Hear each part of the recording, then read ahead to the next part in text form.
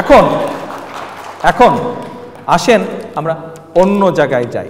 নাটকটা তারা কেন করেছে? এই যে নাটকটা করলো, এই নাটকের উদ্দেশ্য আবার জনগণের অর্থ আত্মসাৎ করা। এই নাটকের উদ্দেশ্য আবার অন্যতম উদ্দেশ্য, আরও উদ্দেশ্য আছে, একটা উদ্দেশ্য আপনাদের সামনে আমি বলছি। এই সাফাদি নাটকের অন্যতম আরেকটি উদ্দেশ্য হচ্ছে জনগণের আবার সেই অর্থ টাকা পাচার করা বিদেশে। প্রকৃত ঘটনা হচ্ছে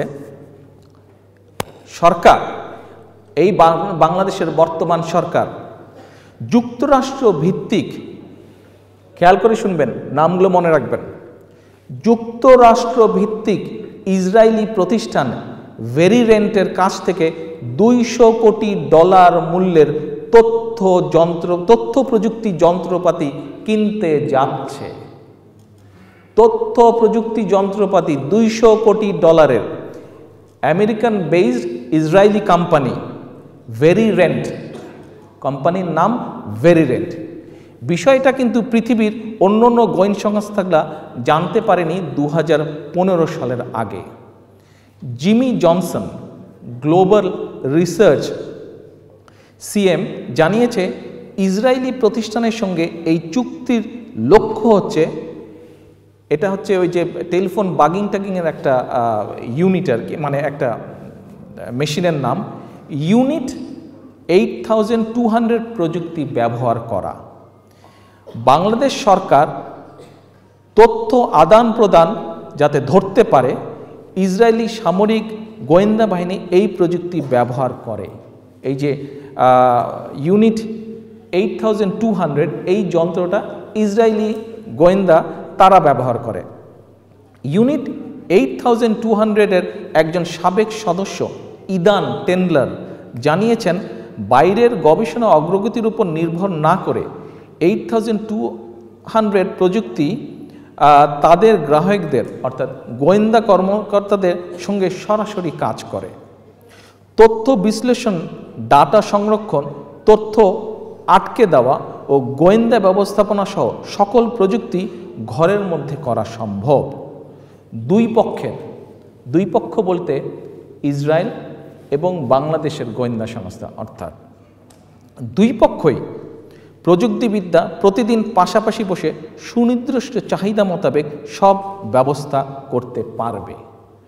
এই সংস্থাটা আরও বলছে, বাংলাদেশ সরকারের এই ব্যবস্থার মাধ্যমে বাংলাদেশের নিরাপত্তার গোপনীয়তা একটি ইসরায়েলি প্রতিষ্ঠানের কাছে যেমন প্রকাশিত হয়ে যাবে, সেই সঙ্গে উভয় দেশের সামরিক বাহিনীর মধ্যে সমঝোতাও তৈরি হবে।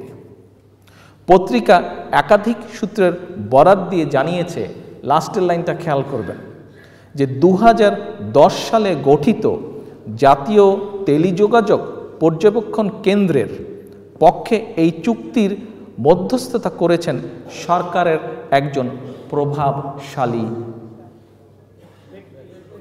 উপদেষ্টা।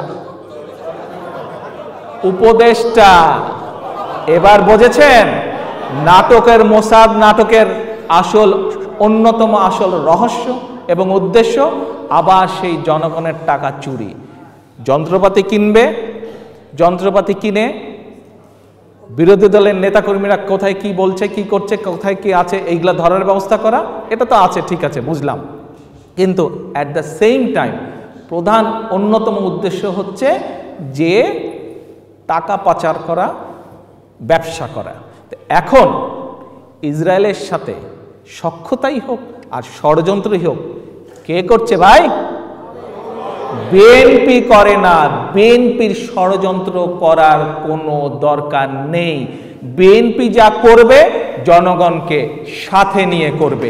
বিএনপি যা করবে দেশবাসীকে সাথে নিয়ে করবে।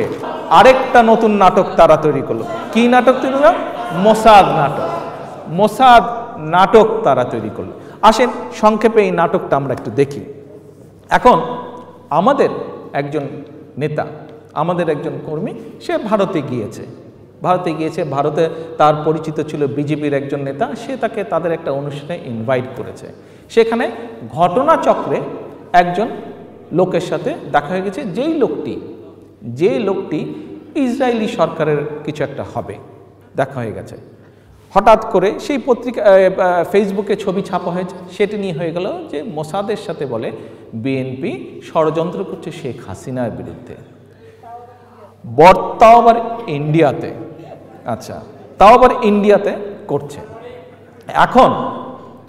এখন বিষয়টা হচ্ছে যে এই যে ষড়যন্ত্রের কাহিনী ফেটেছে আওয়ামী লীগ বা শেখ হাসিনা বা তার লোকজন, আসেন এটার আগে আপনাদেরকে কিছু ইনফরমেশন আমি দেই, কিছু জিনিস জানা দরকার যে এই যে প্যালেস্টাইন, ফিলিস্তিন, এদের জন্য বিএনপি, শহীদ জিয়া, বিএনপি দল বা সরকার কি করেছিল কখন।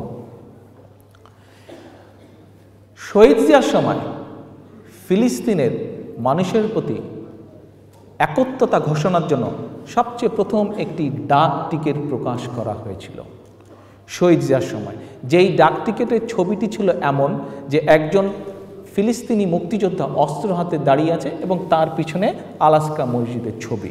শুধু তাই নয়, ডাক টিকিটের নিচে লেখা ছিল আমরা বীর ফিলিস্তিনি স্বাধীনতাকামী যোদ্ধাদের সালাম জানাই।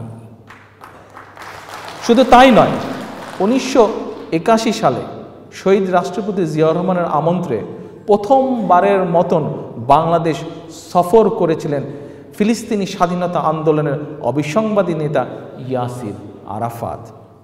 সে সময় শহীদ জিয়া কিন্তু নিজে উপস্থিত থেকে লাল গালিচা সম্বোধনা দিয়েছিলেন আরাফাতকে, এই ফিলিস্তিনি নেতাকে।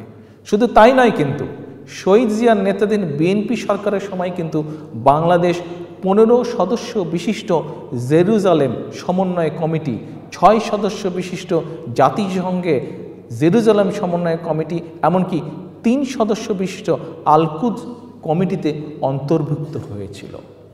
এই যে এইগুলো সবই ছিল বিএনপি তথা বাংলাদেশের অর্জন, বাংলাদেশের মানুষের অর্জন।